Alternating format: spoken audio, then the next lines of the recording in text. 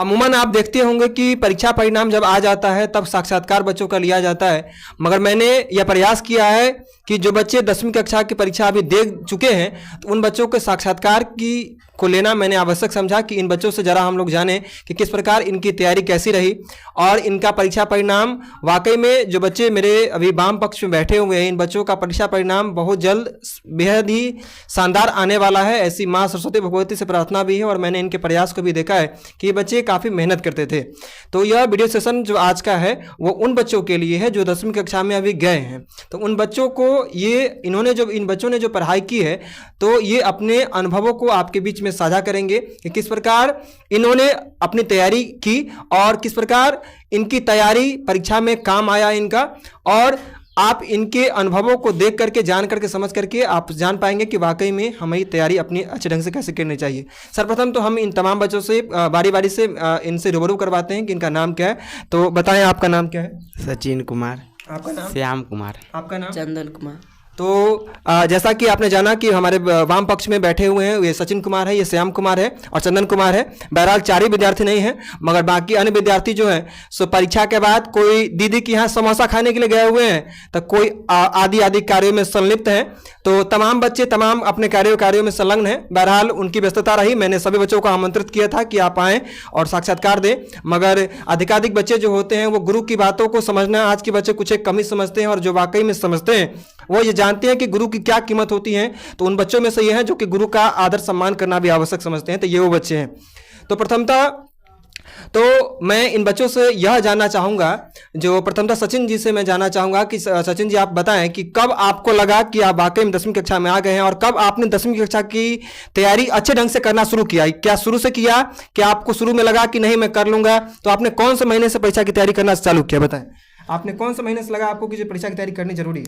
मैं जब 10वीं से लगभग परीक्षा से 8 से 9 महीना पहले ही मैंने परीक्षा को मतलब कि परीक्षा की तैयारी में करने की बहुत अच्छा मुझे लगा। मतलब कि अंदर से ऐसा फील आ रहा था कि इसे बहुत मतलब कि पूरा सिलेबस बहुत बचा हुआ है, इसे लगा, इसीलिए मैं उसी समय से पढ़ने का स्टार्ट कर दिया। बीच में थोड़ा मतलब कि गड़बड़ा गया था, मतलब कि अच्छा से पढ़ नहीं पाए, फिर भी पढ़े बहुत। तो फिर मतलब कहने का मतलब 8 महीने आपने अच्छे ढंग से तैयारी की, मगर शुरुआत से जो शुरुआती महीना जो आपका था उसमें आपने जैसे ही आप 10वीं कक्षा में जैसे बहरहाल परीक्षा तो फरवरी में लिया जाता है, मगर फरवरी में लिया जाता है परीक्षा, मगर फरवरी में बच्चे यह मान करके चलते हैं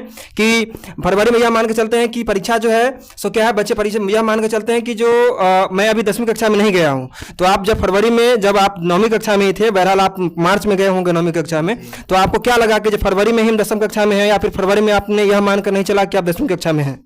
उस समय मुझे उतना दिमाग नहीं था, मतलब नहीं सोच पाई कि परीक्षा होता है। अगल बगल में रिजल्ट आया तो उसके बाद थोड़ा बहुत ज्ञान आया, तब मैं सोच पाया कि हाँ। अच्छा, आप बताएं श्याम, जो आप कब से पढ़ने लगे, जो लगा आपको कि 10वीं कक्षा में आप चले जा चुके हैं?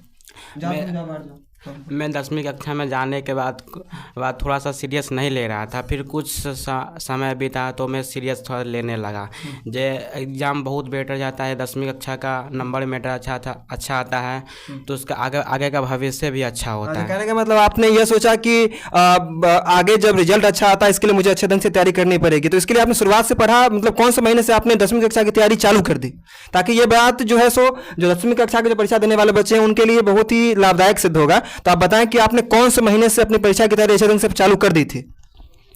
मैं यही चौथे से 5वें महीने से अच्छे से कर। अच्छा, देखिए चौथे महीने से आप स्टार्ट कर चुके थे। और जैसे मैं ये प्रश्न आप तीनों लोगों से मैं इसलिए कर रहा हूँ क्योंकि आज जो बच्चे जो हैं अधिकाधिक बच्चे यह सोचते हैं कि जो अंत का जो 3 से 4 महीना होगा ना, परीक्षा का जब अंत से 3-4 महीना बचेगा तो उसमें मैं कर लूंगा। तो क्या ऐसा करना सही रहेगा उनके लिए, ऐसा सोचना होगा या फिर उनको शुरू से पढ़ना चाहिए? आपके हिसाब से क्या सोचना चाहिए? नहीं, अगर हम शुरू से ही करेंगे तो हमारा अच्छा जाएगा, अगर हम अंत में चल के जाती करेंगे तो नहीं, हमारा अच्छा नहीं जाएगा। बिल्कुल। अच्छा चंदन जी, आप बताएं कि आप कब से तैयारी करने लगे, कि जो कौन से महीने से आपने तैयारी की अच्छे ढंग से, जो पढ़ने लगे आप पूरे मन से? बहरहाल हम जब जाते हैं फरवरी में 10वीं कक्षा में जाते हैं तो तैयारी करने लगते हैं, मगर आप कौन से महीने से आपने परीक्षा की तैयारी चालू कर दी?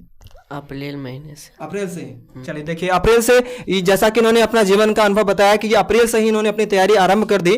तो कैसा लगा आप जब परीक्षा हॉल में जब आप गए? आप पुनः मैं आप एक सवाल की श्रेणी आप तीनों लोगों से मैं फिर से करूंगा कि जब आप परीक्षा की तैयारी के जब अंतिम महीने में थे, जब आपको यह पता चल गया कि मेरी परीक्षा जो है सो 15 फरवरी से प्रारंभ होने वाली है, तो आपको उस वक्त कैसा लगा? आपको अपनी तैयारी पर कैसा अनुभव हुआ कि मेरी तैयारी अब कैसी है ना? कैसा लगा आपको उस वक्त? मुझे अच्छा लगा क्योंकि मेरा तैयारी लगभग कंप्लीट था, सिलेबस कंप्लीट था, बस मुझे थोड़ा लिखने का प्रैक्टिस चाहिए था, जिसमें मैं कर लिया। मतलब कि जब परीक्षा का डेट इशू हुआ उसके बाद मैं सेट बनाना चालू किया, लगभग 2 महीने 1-1.5 महीने ऐसे ही। अच्छा, आपका जो अनुभव रहा है उस अनुभव के आधार पर आप अपने जो छोटे भाई बहन आपके हैं, आपको क्या बताना चाहेंगे कि एक बच्चे को परीक्षा का डेट जब इशू हो जाए और उसको डर ना लगे, उसके लिए क्या करना चाहिए बच्चों को? जो उसके लिए क्या करे बच्चा ताकि परीक्षा से उसको डर ना लगे बल्कि उसको अपने ऊपर प्राउड फील हो? जैसे आपने बताया कि मुझे अच्छा लग रहा था कि मेरी परीक्षा होने वाली है क्योंकि मेरी तैयारी कंप्लीट थी, तो वो बच्चे क्या करें ताकि उनको डर ना लगे अंत में? इसके लिए वो क्या करना चाहिए उनको अभी से ही? क्योंकि अभी से ही पढ़ेंगे तो लगभग 8 महीने तक उनका मतलब सिलेबस कंप्लीट हो जाएगा। उसके बाद 2 महीना बचेगा, 2 से 3 महीना, जिसमें वे अपना सेट बनाकर पूरा बनिए, मतलब कि लिखने की भी प्रैक्टिस हो जाए, जिससे बोर्ड परीक्षा में लिखने समय कोई डर नहीं लगेगा और अपना जैसे ट्यूशन में टेस्ट देते हैं वैसा फील होगा। बिल्कुल सही कहा आपने। अच्छा ठीक है, आप बताएं कि जब आपका यह बात आपको पता चली कि मेरी परीक्षा 15 फरवरी से प्रारंभ होने वाली है, तो आपको अपनी तैयारी पर कैसा अनुभव हुआ और उस तैयारी तक वैसा अनुभव होने के लिए आपने क्या किया? कैसा लगा आपको जब परीक्षा आपको पता चला कि ये 15 फरवरी से मेरी परीक्षा आरंभ होने वाली है? तो आपको क्या मन में आपको डर लग रहा था आपको, या फिर आपको प्राउड फील हो रही थी कि नहीं जो मेरी परीक्षा जो है सो होने वाली है, तो इसके लिए मैं बहुत ज़्यादा खुश हूँ, बहुत ज़्यादा उत्सुक थे आप परीक्षा के लिए? नहीं, मतलब कि पति जाने के बाद थोड़ा मोड़ा तो डर तो लग ही रहा। तैयारी कैसी थी आपकी? आपको लगा ना जी तैयारी मेरी है, मैं दे दूंगा परीक्षा से ढंग से? कैसा लगा आपको? हाँ, अच्छा तो लगा जब पूरा कंप्लीट ही था कि दे दूंगा, लेकिन थोड़ा सा परीक्षा हॉल में जाने के बाद तो वो तो सभी विद्यार्थियों की होती है क्योंकि आप अपने घर से पहली बार बाहर निकलते हैं, घर से बाहर निकलते हैं, ऐसा महसूस होता है। मगर आपको ऐसा लगा ना कि जो मैं दे लूंगा अच्छे ढंग से तैयारी, इसके लिए तो आपने मेहनत की होगी। जी हाँ ठीक है। अच्छा देखिए, आप बताइए जो कैसा आपको डर लगा क्या परीक्षा देने के? आपस में गया तो नहीं, तो उसके लिए क्या किया था आपने? तैयारी की थी? शुरू से अच्छे से पढ़ाई। हाँ, शुरू से अच्छे ढंग से पढ़ाई की, इसलिए आपको लगा कि नहीं वाकई में। अच्छा, आप जब परीक्षा हॉल में गए तो परीक्षा हॉल में सचिन आप परीक्षा हॉल में गए तो सचिन परीक्षा हॉल में जाने क्रम में आपने क्या महसूस किया कि जो बच्चे परीक्षा की तैयारी नहीं करके जाते हैं तो उन बच्चों की क्या स्थिति रहती है?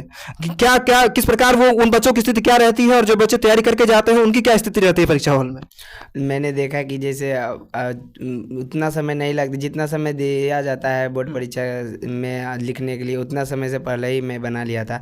तो मतलब अगल बगल के बच्चे सबको देखा, बहुत बच्चे ऐसे ही हाथ पर हाथ धर के बैठे हुए थे, बस ऑब्जेक्टिव में ही मतलब कि उसी में टाइम निकाल देते थे और ऑब्जेक्टिव में ही लग जाते थे। बहुत बच्चा जो पढ़ के गए थे वो तो लिख करके बैठे हुए थे, लेकिन बहुत बच्चों को देखा वो जो नहीं पढ़ के गए थे, मतलब कि पास होने के लिए जैसे 1 घंटा 2 घंटा महीना अंत के 1 महीना में पढ़ लेते थे, वैसे ही बहुत बच्चा। अच्छा, मतलब कहने का मतलब जो बच्चे जो यह सोच कर चल रहे थे कि जो अंत समय में पढ़ लूंगा तो उन बच्चों से नहीं बन पा रहा था सवाल, यही ना? वो बच्चे चुपचाप बैठे हुए थे क्योंकि उनसे बन ही नहीं रहा था, तो यकीनन उनका परिणाम भी बेहतर नहीं आ पाएगा, है ना? तो आपके हिसाब से क्या बच्चों को क्या करना चाहिए? शुरुआत से ही पढ़ना चाहिए, है ना, ताकि परीक्षा हॉल में न हाथ पे हाथ रखना बैठे रहे? जी, शुरुआत से ही पढ़ना चाहिए बहुत अच्छा से, जैसे ऐसे सोच के चलना चाहिए कि कल ही मेरा परीक्षा है, क्योंकि ये 10th का बिहार बोर्ड का 10th का पहला बोर्ड परीक्षा होता है, इसीलिए। अच्छा, आपने क्या देखा आपके जो अगल बगल के जो बच्चे जो थे वो क्या बना पा रहे थे सवाल, या फिर कुछ एक वैसे बच्चे ऐसे भी थे क्लासरूम में जो कि नहीं बना पा रहे थे सवाल, और क्यों आपको क्या लगा कि वो बच्चे क्यों नहीं सवाल बना पा रहे थे पूरे सवालों को? हमने देखा कि अगल बगल बच्चे ना कुछ नहीं बना रहे थे, बस खाली बात ही कर रहे थे। और वो खैर कुछ बच्चे तो रहे भी होंगे जो बना भी रहे होंगे, मगर ऐसे बच्चे रहे होंगे कुछ जो केवल बात ही कर रहे होंगे, वो उनकी तैयारी नहीं रही होगी।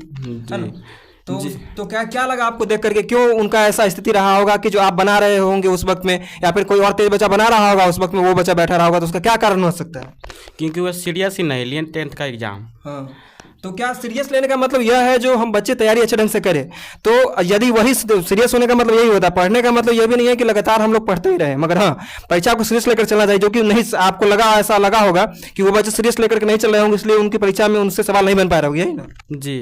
अच्छा चंदन, आप बताएं कि आपने अपने अगल बगल के बच्चों को कैसा देखा कि जो बच्चे अच्छे ढंग से नहीं पढ़ पा रहे थे उनकी क्या स्थिति थी? उसका क्वेश्चन एक भी नहीं बन रहा था। बिल्कुल, मतलब चुपचाप बैठे रहते होंगे वैसे ही। अगल बगल से पूछ गए थे। मतलब अगल बगल से पूछना पड़ रहा था, तो अगल बगल से पूछना क्यों पड़ रहा था? जब हम परीक्षा हॉल में जाते हैं तो हम लोग अपने ऊपर निर्भर क्यों नहीं रहते, हम लोग क्यों दूसरों पर निर्भर रहते हैं? इसलिए क्योंकि हम वर्ष भर अच्छे ढंग से तैयारी नहीं करते। इन बच्चों का अनुभव आप सुन रहे हैं। ये जैसे सचिन ने बताया कि हमें यह मान करके चलना चाहिए कि जो मेरी परीक्षा कल ही है, जो कि अधिकाधिक बच्चे आज नहीं मान कर चलते हैं। अच्छा सचिन, मैं आपसे एक प्रश्न और पूछना चाहूँगा कि यह बात आप जो आपके छोटे भाई बहन हैं, जो कुछ एक बच्चे आज भी यह मानकर चल रहे हैं क्या, जो मेरे पास पूरा 1 साल का समय है और मैं 4 महीने मेरा परीक्षा का बचेगा, 5 महीना बचेगा तो मैं तैयारी कर लूंगा, अभी से मैं यदि 9 भी पढ़ूंगा तो चलेगा, तो क्या ऐसा उनका सोचना सही रहेगा? जी बिल्कुल नहीं रहेगा, क्योंकि टाइम ही नहीं मिलता है। अंत में हमने भी मतलब क्योंकि तैयारी बहुत सारे विषयों की करनी होती है, बहुत सारे पूरा सिलेबस ही खत्म करना होता है, क्योंकि बहुत सारा विषय साइंस में 3 चैप्टर 3 अथी चलाता है, पार्ट आ जाता है और बहुत पढ़ना होता है। और सिर्फ क्वेश्चन बैंक से ही नहीं, और अभी का पैटर्न मतलब कि गेस क्वेश्चन बहुत आता है, इसीलिए क्योंकि अंत में अच्छा, आपने देखा कि जो सवाल जितने भी थे परीक्षा में पूछे जा रहे थे वे तमाम सवाल क्वेश्चन बैंक से ही थे या फिर कुछ गेस क्वेश्चन भी थे? जो गेस क्वेश्चन जो थे बच्चों के ऐसा अधिकाधिक बच्चे ऐसे सोचते हैं कि आज मैं क्वेश्चन बैंक पढ़ लूंगा इसी से मेरी तैयारी कंप्लीट हो जाएगी, और बच्चे किताब से नहीं पढ़ते हैं। तो आपके हिसाब से बच्चों को शुरुआत में किताब से पढ़ना चाहिए कि क्वेश्चन बैंक से ही, केवल क्वेश्चन बैंक पर ही आश्रित रह जाना चाहिए? जी नहीं, किताब से ही पढ़ना चाहिए, क्योंकि सिलेबस से ही आता है परीक्षा में मतलब कि क्वेश्चन। इसीलिए क्वेश्चन बैंक तो अंत में पढ़ा जाता है जब मतलब पूरा मेरा सिलेबस खत्म हो गया, पूरा मतलब खुद की रिवीजन करने के लिए, जो हम लोग खुद से रिवीजन कर ले क्या हमें आ रहा है क्या नहीं हमें आ रहा है। अच्छा सचिन, श्याम आप बताएंगे कि परीक्षा में जब आप गए और वैसे बच्चे जो कि यह सोच कर चल रहे हैं कि जो 3 से 4 महीने मुझे बचेंगे तब मैं पढ़ लूंगा, शुरुआत से वो सीरियसली नहीं ले रहे हैं, तो इससे उनको क्या नुकसान होने वाला है भविष्य में? जब वो परीक्षा देने जाएंगे तो उनको कैसा अनुभव होगा उसको? तो क्या करना चाहिए उनको? ऐसे उन बच्चों के लिए आप क्या संदेश देंगे उन बच्चों को जो ये सोचते हैं कि अंत समय में पढ़ लूंगा, शुरुआत में मैं 9 भी पढ़ूंगा तो काम चलेगा? नहीं, अगर आप ऐसे सोचिएगा ना तो आपकी सोच बहुत पूरी तरह गलत है। क्योंकि हम भी ऐसे ही सोचते थे, लेकिन हम जाकर आगे गए ना तो हमारा भी ऐसा लगा कि हमसे भी कुछ क्वेश्चन नहीं बन रहा है। मतलब जबकि आपने अपनी पढ़ाई जैसे परीक्षा से 8-9 महीने पहले चालू कर दी, फिर भी आपको लगा कि नहीं, जो मेरी कुछ एक प्रश्न ऐसे थे जो कि आपको लगा कि जो कहीं ना कहीं मुझे हिलाने वाले प्रश्न हैं, तो उन प्रश्नों को आपको ऐसा लगा होगा कि जो नहीं ये प्रश्न तो खैर मुझे सोच समझ कर लिखना चाहिए। तो उन बच्चों के लिए आप यही कहना चाह रहे हैं कि जो उन बच्चों को शुरुआत से ऐसा पढ़ना चाहिए, अंत समय के लिए नहीं छोड़ना चाहिए, है ना? जी हाँ, तो अंत समय के लिए वाकई में अच्छे के चंदन आप बताएं कि जब आप परीक्षा भवन में गए और आप वो बच्चे जो परीक्षा भवन में जाने वाले हैं, तो उन बच्चों को आप क्या संदेश देना चाहेंगे कि जो बच्चे यह सोचकर चलते हैं कि अंत समय पढ़ लूंगा और उनके पास अथाह समय, उनको लगता है कि मेरे पास बहुत सारा समय बचा हुआ है, तो क्या उनका यह सोचना सही है? नहीं, ऐसा बिल्कुल गलत है, क्योंकि शुरू से हम पढ़ेंगे तो इससे हमारा पूरा सिलेबस अच्छा कवर हो जाएगा और लास्ट में हम पूरे अच्छी तरह से रिवीजन कर सकते हैं। अच्छा, आपके अनुसार से क्या केवल बच्चे क्या कहते हैं ऑनलाइन क्लासेस पर निर्भर रहे या फिर ऑफलाइन क्लासेस पर निर्भर है? सचिन आप बताएंगे कि अधिकाधिक बच्चे ये सोचते हैं क्या कि जो मैं ऑनलाइन क्लास कर रहा हूँ और डिटेल नहीं देते हैं। जैसे परीक्षा में तो आपने देखा होगा कि जो परीक्षा में मौखिक तो कुछ रहता नहीं है, ऐसा नहीं जो कोई डिस्प्ले लगा रहा था, डिस्प्ले पर हम लोगों को देख करके लिखना होता है ना? परीक्षा तो ऑफलाइन होती है, ऑफलाइन अर्थात रिटन एग्जाम होती है, हम लोग को लिखना पड़ता है कॉपी पे। तो लिखने का अभ्यास अधिकाधिक बच्चे ऑनलाइन क्लासेस करते हैं, मगर लिखने का अभ्यास नहीं करते। इस कारण से आपने देखा होगा कि जो कुछ एक दिन ऐसा भी लगा होगा कुछ एक बच्चों को जो उनको समय से सवाल नहीं बना होगा। तो वैसे बच्चे क्या करें, मतलब जैसे ऑनलाइन क्लासेज ही ज़्यादातर करते रहें या फिर ऑफलाइन क्लासेज पर ज़्यादा फोकस करना चाहिए और लिखने का भी अभ्यास नियमित रूप से घर पे करना चाहिए?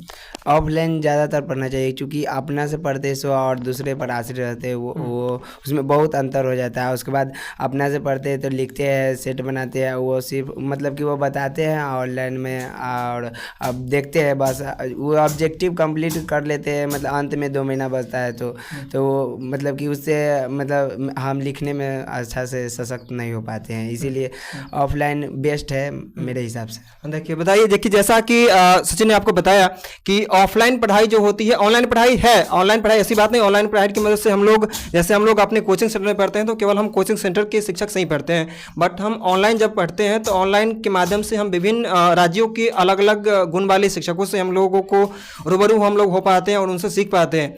मगर हमें परीक्षा में ऑफलाइन अपने स्वाध्याय पर, जैसा कि इन्होंने बताया कि तैयारी करनी चाहिए, ये मेरे शैक्षणिक संस्थान की ये वो बच्चे हैं जो कि मेरे वाम पक्ष में बैठे हुए। बहरहाल कुछ एक बच्चे नहीं आए हैं जिनकी भी परीक्षा अच्छी गई है, वो बच्चे भी नहीं आए हैं। मगर ये जो बच्चे बैठे हुए हैं, इन बच्चों की मेहनत को मैंने शुरुआत में तो इन बच्चों को मैं पूरा डेडिकेट होते नहीं देख पा रहा था कि जो ये बच्चे शुरुआत में अच्छे ढंग से नहीं पढ़ पाए थे।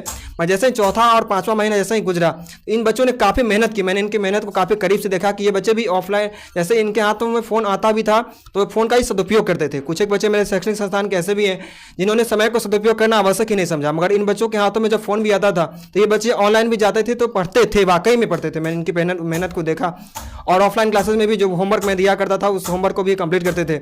इसके बावजूद इन्होंने जो अभी अपना अनुभव साझा किया, उस अनुभव के आधार पर इन्होंने बताया कि वैसे बच्चे जो कि यह मान कर चलते हैं कि मैं अंत समय में पढ़ लूँगा, 4 से 5 महीने में पढ़ लूँगा, क्योंकि समय एक ऐसा चीज़ है कि जो समय हमारी मुट्ठी में हो तो वो रेत की से भी तेज़ी गति से हमारे हाथों से फिसलता हुआ चला जाता है।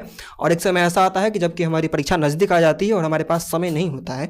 इन बच्चों ने जैसा कि बताया कि चौथे 5वें महीने से तैयारी कर रहे थे, मगर इसके बावजूद भी कुछ एक प्रश्न ऐसे आए परीक्षा में जिन प्रश्नों को इनको सोच समझ कर लिखना पड़ा। यही ना, जो सोच समझ कर लिखना पड़ा, ऐसा लगा कि जो कहीं ना कहीं तैयारी करने के बाद भी, क्वेश्चन बैंक से तैयारी करने के बाद भी ये और विभिन्न प्रकार के मॉडल सेट बनाने के बाद भी, ऑनलाइन क्लासेस करने के बावजूद भी कुछ एक प्रश्न ऐसे थे जिन प्रश्नों को इन लोगों को सोच समझ कर लिखना पड़ा, क्योंकि वो गेस क्वेश्चन थे, है ना। तो इसके लिए इन बच्चों ने बताया कि बच्चे क्वेश्चन बैंक पर ही निर्भर न रहें, केवल मॉडल सेट पर निर्भर न रहें, बल्कि जो उनका पाठ्य पुस्तक है अर्थात उनकी जो किताब है उस किताब से भी वो अध्ययन करें ताकि उनकी तैयारी अच्छे ढंग से हो सके। और साथ ही साथ इन बच्चों के ने अपने अनुभवों के आधार पर आपको यह भी बताया कि हमें केवल और केवल यह मानकर नहीं चलना चाहिए कि मेरे पास 4 से 5 महीनों का समय है। हमें अपनी तैयारी के लिए जब से हम 10वां में जाते हैं, 10वीं कक्षा में प्रवेश करते हैं, तब से हमें तैयारी अच्छे ढंग से करनी चाहिए ताकि अंतोगत्वा हमारी तैयारी अच्छे ढंग से कंप्लीट हो। और जब हम अंत समय के लिए सब कुछ छोड़ देते हैं तो ऐसा कहीं ना कहीं होता है कि जैसा इन्होंने बताया कि परीक्षा हॉल में ऐसे कई बच्चे थे जिन बच्चों से सवाल नहीं बन पा रहा था। तो क्यों नहीं बन पा रहा था, जरा आप एक बार सोचिए जो क्यों नहीं बन पा रहा था। क्योंकि उन्होंने अंत समय के लिए सब कुछ छोड़ा होगा। उनको ऐसा लगा होगा कि मैं अंत समय पढ़ लूँगा, शुरुआत में वो अच्छे ढंग से नहीं पढ़े होंगे, ऐसे इसलिए ना उनकी स्थिति ऐसी आई होगी। तो वैसे वो बच्चे ऐसा ना सोचे कि अंत समय में सब कुछ पढ़ लूँगा और अंत समय में जब सब कुछ पढ़ लूँगा तो एक कहावत है और एक ऐसी मान्यता भी है जो बड़े बुजुर्ग भी हमारे बीच में कहते हैं कि तब पछताए कहावत है जब चिड़िया चुग गई खेत। तो बाद में हमारी आंखों में पछतावा का जो आंसू न रहे, हमारी आंखों में आंसू तो बहे मगर परीक्षा परिणाम के दिन हमारी आंखों से ऐसे आंसू निकले जो आंसू खुशी के आंसू हो। अच्छा, आपको कौन सा ऐसा प्रेरणा स्रोत आपके रहे जो आपको लगता था कि हमें, जैसे आपने जब पढ़ाई करने का मन नहीं करता रहता होगा तो जरूर आपको पापा की याद आती रहती होगी कि आपके पापा बाहर में रहते हैं, काम करते हैं, तो मुझे पढ़ना चाहिए। ऐसा लगा कि आपको, आपके पापा क्या करते हैं? बाहर मतलब कि जाते हैं, चेन्नई जाते हैं, काम करते हैं टाइल्स वगैरह का। हाँ। तो आपको जब पढ़ने का मन नहीं करता रहा होगा जरूर पापा का ख्याल आता रहा होगा, आप पढ़ने लगते रहते होंगे। जी, चूँकि मतलब कि मेरे पास पैसा का थोड़ा बहुत दिक्कत था, मतलब कि किताब वगैरह खरीदने का, तो मैं मम्मी या फिर पापा को कहते थे, मतलब पापा ही पैसा भेजते थे, तो मम्मी घर रहती थी तो कहते थे मतलब किताब वगैरह खरीदने के लिए पैसा मांगते थे। तो और मतलब कि स्नैक्स उनेस वगैरह कुछ खाने वगैरह उस सब के मांगते थे तो उतना मतलब कि ध्यान नहीं मगर किताब वगैरह कहते थे। कहने का मतलब जो पापा ने आपके अपने ऊपर कष्ट सहन करके और वैसे आपके लिए खाने पीने का जो सामान है वो ना ला करके बट किताब वगैरह लाने में आपको नहीं जी, उसमें कहते थे किताब वगैरह दिया तो मतलब तुरंत मतलब पैसा भेज देते थे। मतलब कहते थे कि तुमको पढ़ने के लिए जितना पैसा चाहिए देंगे, मतलब कि तुम पढ़ो बस। तो आपने पढ़ाई की, आपने गार्जियन की मजबूरी को समझा जो कि आज के बच्चे नहीं समझते हैं। अच्छा श्याम, आप बताएंगे कि आपके परिवार में भी आपकी, जैसा मैं देख रहा हूँ कि आप भी उस परिवार से आ रहे हैं जिस परिवार में आपके परिवार की आर्थिक स्थिति सही नहीं रहती है, इसके बावजूद आपने पढ़ाई की। क्या आपके पढ़ाई में कभी रुकावट भी आया, ऐसा आया क्या कि आपको लगा कि नहीं जब मैं नहीं पढ़ पाऊंगा, अथवा आपके परिवार की कैसी स्थिति है और आपने क्या सोच करके अच्छे ढंग से पढ़ाई की? 8-9 महीने अथवा 10 महीने आपने जो पुरजोर मेहनत की, तो क्या सोच करके आपने मेहनत किया कि मैं अपने परिवार के भविष्य को बदलूंगा, अथवा क्या सोच थी आपकी जो आपको पढ़ने पर मजबूर किया आपको? मेरे पापा का काम नहीं लगता है, मम्मी खेत में काम करती हैं। मतलब कहने का मतलब आपकी मम्मी भी काम करती, मेहनत करती है, इसके बाद आपका घर चलता है? जी, हम यही सोचते हैं कि हमारे पापा का काम नहीं चलता है, हम कुछ, हमारे घर में भी कोई अच्छा से नहीं पढ़ता है, मतलब हम पढ़ेंगे तो कुछ हो सकता है घर में, इसीलिए हम वही सोच के पढ़ते रहते हैं। अपने आप से रात में कम से कम 12-1 बजे अपने आप से सोचते, यही सोच कर पढ़ते रहते हैं कभी कभी। तो यही सोच जो होती है, जो श्याम ने आपको जैसा बताया कि इनके पापा का काम हर बार नहीं लगता रहता है और कभी कभी इनके परिवार में इनके पापा का काम नहीं रहता है, तो फिर ये इनको लगता है कि मेरी पढ़ाई नहीं हो पाएगी, इसलिए इनकी माँ भी काम करती हैं, है ना। काम करने के बावजूद फिर भी, कहने का मतलब ये काम करने के बावजूद ये यह सोचते हैं, इनकी मम्मी और इनके पापा ये सोचते हैं कि जैसा कि मैंने देखा भी, जैसे इनके पापा जो बेशक 2 से 3 महीने हो जाते थे तब पैसे देते थे, मगर पैसे दे देते, बेहद ही ईमानदार परिवार के ये श्याम हैं अथवा सचिन अथवा ये चंदन जो हमारे बीच बैठे हुए, इनके बीच में आर्थिक रुकावटें भी आई। कई बार ऐसे इनके पापा को भी ऐसा लगा होगा कि जो पढ़ाई नहीं हो पाएगी, पर बावजूद इसके उन्होंने अपनी ख्वाहिशों की आहुति दी। जैसा कि सचिन ने भी बताया कि मेरे पापा की स्थिति मतलब ठीक नहीं रहती है अथवा उनके पास पैसे नहीं भी रहते हैं, फिर भी वो और सामान के लिए पैसे दे ना दे, मगर फिर भी वो पढ़ाई में कभी रुकावट उनका नहीं आता था। ठीक है, हम चंदन से भी इसी प्रकार जानना चाहेंगे। चंदन, बताएं कि क्या आपको आप क्या सोच करके पढ़ते हैं कि आपको भविष्य में क्या करना है, ताकि आप क्या करना चाहते हैं पढ़ लिख करके? आपको क्या लगता है कि पढ़ लिख लेना इसलिए जरूरी है ताकि मुझे किताब पढ़ना आ जाए, मुझे कुछ करना है, या फिर पढ़ लिख करके आप कुछ बेहतर करना है ताकि आपको अपने परिवार का, अपने समाज का नाम रोशन करना है, इसके लिए पढ़ना है? नहीं, मुझे तो अपने परिवार, अपने समाज को ऊपर करने के लिए पढ़ना है। अच्छा, ठीक है। आपका क्या सपना है, क्या स्वप्न है जो आप करना चाहते हैं भविष्य में, कि आपकी वह इच्छा है और वह इच्छा आपको पढ़ने के लिए मजबूर करेगी? आपकी क्या इच्छा है कि आपको भविष्य में क्या करना है पढ़ लिख करके, क्या आपको बनना है अपने भविष्य में? आपने कोई लक्ष्य बनाया होगा, क्योंकि यदि कोई नाविक जाता है, यदि नाव खेवने के लिए जाता है और उसके नाव खेवने वाला उसके पास नौका न रहे तो उसकी नाव जो होती है वो गलत दिशा में जा सकती है। तो उसी प्रकार हमें भी अपने जीवन में एक लक्ष्य लेकर के चलना चाहिए। अधिकांशतः बच्चे क्या होता है, जब हमारे जो कोई बाहर के कोई टीचर आते हैं या फिर कोई भी रहते हैं तो वो हमसे पूछते हैं कि आपको क्या बनना है, तो हम यूं ही बोल देते हैं उसको डॉक्टर बनना है, हमें इंजीनियर बनना है, या फिर हमें डीएम बनना है, यूं ही बोल देते हैं। मगर बोल तो देते हैं मगर वो आगे उसके लिए प्रयास नहीं करते हैं। बहरहाल मैं मां सरस्वती भगवती से प्रार्थना करूंगा कि आप जो भी अपना लक्ष्य अपने बनाया होगा वो लक्ष्य आपका पूर्ण हो और आपको भविष्य में बेहतर मुकाम हासिल करे। तो क्या आपने अभी कोई लक्ष्य बनाया है अथवा तो क्या बनना है आपको पढ़ लिख कर? आगे हमको डॉक्टर बनना है। ठीक है, भगवान करे आप डॉक्टर बनने का स्वप्न जो आपका है वह फलीभूत हो, आप पूर्ण हो। अच्छा श्याम, आपने भी कोई योजना बनाई होगी, लक्ष्य बनाई होगी, अथवा अभी नहीं बनाई है कि क्या करना है आपको? क्योंकि बनाना लक्ष्य जरूरी है, क्योंकि भविष्य में क्या करना है इसके लिए अभी से आपको तैयार होना होगा। तो क्या आपका कोई लक्ष्य है कि भविष्य में आप क्या बनना चाहते हैं? और उसके लिए देखिए, अर्थ का अभाव हो सकता है आपके पास, अर्थ का अभाव जान रहे हैं? अर्थ का मतलब क्या होता है? पैसा होता है, रुपया होता है। तो अर्थ का अभाव आपके पास हो सकता है, मगर यदि आपका हौसला मजबूत है ना, तो चंदन ने यह प्रयास किया कि मुझे डॉक्टर बनना है, तो डॉक्टर बन जाएगा चंदन, पक्का बन जाएगा। अर्थ का अभाव उसके पास नहीं आएगा। बस बेशक हम लोग जिस गांव में रह रहे हैं, जिस गांव में आपका ये गुरु दीक्षा कोचिंग क्लासेस चल रहा है, उसी गांव से निकल करके उसी गांव के ऐसे हम लोग गांव में रह रहे हैं जहां पर अर्थ के कमी वाले लोग भी हैं और संपन्न लोग भी हैं। संपन्न लोग खैर जो गरीब परिवार के बच्चों की मदद नहीं करते हैं, आपको मुझे नहीं लगता होगा जो किसी आप में से किसी एक लोगों को गाँव के अमीर जो लोग हैं उन्होंने आपको 3 रुपए का कलम भी दिया होगा, नहीं दिया होगा, मगर इसके बावजूद आपके पापा आपको पढ़वा रहे हैं ना। उसी प्रकार आपकी पढ़ाई आगे भी हो जाएगी। कोई ना कोई लोग जरूर होंगे जो आपकी मदद करेंगे, अथवा आपके पापा हैं किसी न किसी कीमत पर आपको अपने लक्ष्य तक जरूर पहुंचा देंगे। मगर आपको अपने मन के अंदर क्या रखना होगा पता है? जिस प्रकार का लक्ष्य, जिस प्रकार का परिश्रम राम परवेश राम आपने पढ़ा होगा कि राम परवेश राम जो भिखंडोला ग्राम का था, तो भिखंडोला ग्राम में रह करके उसने ये किया होगा कि उन्होंने अपने मन में अथाह आत्मविश्वास भरा होगा, तत्पश्चात उनके जीवन में ये बदलाव आया। तो आपके जीवन में क्या लक्ष्य है कि आप क्या बनना चाहते हैं?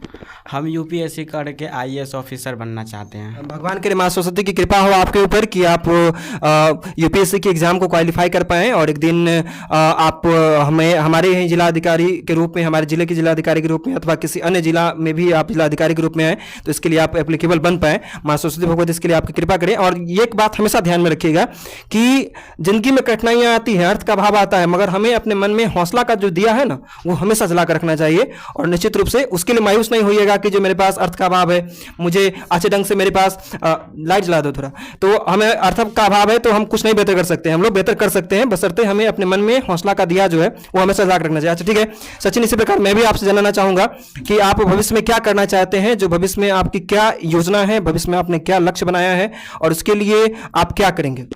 मैं नीट क्वालिफाई करके वेरीफाइड डॉक्टर बनना चाहता हूँ। Very good. जैसे आपने देखा होगा अधिकाधिक गांव में जो होते हैं डॉक्टर वो वेरीफाइड डॉक्टर नहीं होते। वेरीफाइड डॉक्टर कहने का मतलब जो पढ़ लिख करके अच्छे ढंग से डिग्री हासिल करके तत्पश्चात प्रशिक्षण के द्वारा वो बनते हैं। ठीक है, आपका भी लक्ष्य है कि आप एक दिन वेरीफाइड डॉक्टर बने, जैसा चंदन ने भी अपना लक्ष्य बताया। और ये बच्चे वो बच्चे हैं जिनके परिवार की आर्थिक स्थिति हर दिन प्रतिकूल रहती है। ये वो बच्चे हैं जिनके घर की छत अधिक मजबूत नहीं है। ये वो बच्चे हैं जिनके घर की छत और घर की दीवारें काफ़ी कमज़ोर है और घर में प्लास्टर भी नहीं है, बावजूद इनके हौसला, इनके इनका अंदर का जो अंतर्मन जो है वह बेहद ही स्ट्रांग है, बेहद ही मजबूत है। और यही बच्चे आज जो मेरे वाम पक्ष में बैठे हुए हैं, हो ना हो भविष्य में ये जब कोई ऊंचा मुकाम हासिल करे तो मुझे भी अपॉइंटमेंट लेकर के इनके पास इनसे मिलने के लिए जाना होगा। तो वो दिन दूर नहीं, मगर हमें ये बच्चे भविष्य में कुछ न कुछ बेहतर कर सकते हैं। मगर इनके वर्तमान को आपने सुना, इनके जीवन के अनुभवों के बारे में आपने सुना कि ये बच्चे 10वीं कक्षा के बच्चे, अधिकाधिक बच्चे आजकल के 10वीं कक्षा के बच्चे होते हैं, अपने मुंह में पुड़िया रख करके और सिगरेट का छल्ला उड़ाते हुए यत्र तत्र सर्वत्र भ्रमण करते रहते हैं। यही ये वो बच्चे हैं जो कि यह इनकी सोच है कि मेरे पापा बेहद ही कष्ट सहन करके, मेरे पापा शहर में काम कर रहे हैं, मेरी माँ काम करने के लिए जाती है, तो और मेरे गांव में वैसे डॉक्टरों की बेहद कमी है जो कि डॉक्टर वेरीफाइड डॉक्टर होते हैं, तो जो कि पढ़ लिख करके तो नहीं बस यूं ही बन जाते हैं, दवा का नाम जान करके सुई देना आ गया तो वो डॉक्टर बन गए।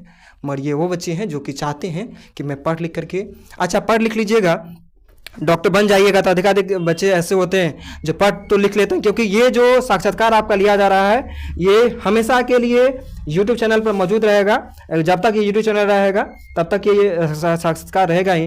तो पढ़ लिख करके क्या, अधिकाधिक वैसे बच्चे होते हैं जो पढ़ लिख लेते हैं और कुछ अच्छा तो कर जाते हैं मगर अपने से निचले तबके के लोगों को भूल जाते हैं। तो क्या आप डॉक्टर बन करके केवल पैसा ही कमाइएगा कि गरीब गुरबा की भी मदद कीजिएगा? करेंगे, ज़रूर करेंगे, क्योंकि गरीब उनके पास उतना पैसा नहीं हो पाते जिसके कारण उनके आर्थिक स्थिति अच्छा नहीं होता है, तो वे मतलब कि अपना इलाज सही से नहीं करवा पाते हैं। और जो हमारे गांव घर में झोला छाप होते हैं उनसे करवाते हैं और वे ना पता कैसा दवाई देते हैं तो हमें नहीं मालूम है। लेकिन मेरा प्रयास रहेगा कि अगर हम डॉक्टर अच्छा बन जाएंगे तो जो गरीब होंगे, जो जिनके पास उतना पैसा नहीं हो, देखिए अधिकाधिक देखा जाता है कि ऐसे डॉक्टर तो बन जाते हैं जैसे आपने कहा झोला छाप, मगर वो भी खैर हमारी हेल्प करने के लिए तैयार होते हैं, वो आते हैं, मगर उनके पास अनुभवों की कमी होती है। कभी कभी कुछ ऐसे दवाई दे देते हैं जिससे कि परिवार की स्थिति सही नहीं हो पाती है। तो आप जब, मेरी आपसे यही अपेक्षा रहेगी जब आप डॉक्टर बने, भविष्य में भगवान करे जो आप बने ही, माँ सरस्वती भगवती कृपा होगी, आप मेहनत करेंगे, आपकी मेहनत जरूर रंग लाएगी, आप बनेंगे ही, डॉक्टर बनेंगे ही। मेरी यही अपेक्षा है, मेरी प्रार्थना है माँ सरस्वती भगवती से आपकी बने। मगर आप उन लोगों को न भूलें जो काफी सामान्य परिवार से आते हैं, आप उनकी मदद के लिए हमेशा तैयार रहेंगे ना? जी जी। ठीक है सैम, आप बताएं कि आप जिलाधिकारी बन जाएंगे तो केवल अपने ही भाग्य बनाएंगे, अपने परिवार के लोगों का भाग्य बनाएंगे कि आप गरीब गुरबों की भी मदद करेंगे? नहीं, हम अभी से ही कुछ करते हैं। हम देखते हैं कि कुछ ऐसे बेटे होते हैं जिनके माता पिता होते हुए भी उनको देखभाल नहीं करते हैं, तो मैं उन माँओं के लिए कुछ करना चाहता हूँ। मैं अभी से ही कुछ सोचता हूँ, लेकिन हमारे पास ऐसी स्थिति नहीं ठीक है जिसके कारण नहीं, तो आप तो अभी खुद आप पढ़ रहे हैं तो आपकी अभी स्थिति ऐसे वाकई में ठीक नहीं होगी, मगर स्थिति देखिए जैसी स्थिति हमारी वर्तमान में होती है वैसा भविष्य में स्थिति नहीं होता है। आप अपनी स्थिति, अपनी परिस्थिति को, अपनी कलम की ताकत को जब मजबूत करेंगे ना तो आपकी स्थिति परिस्थिति इस काबिल जरूर बन जाएगी कि आप दूसरों की स्थिति और परिस्थिति को में बदलाव लाने के काबिल बन जाएंगे।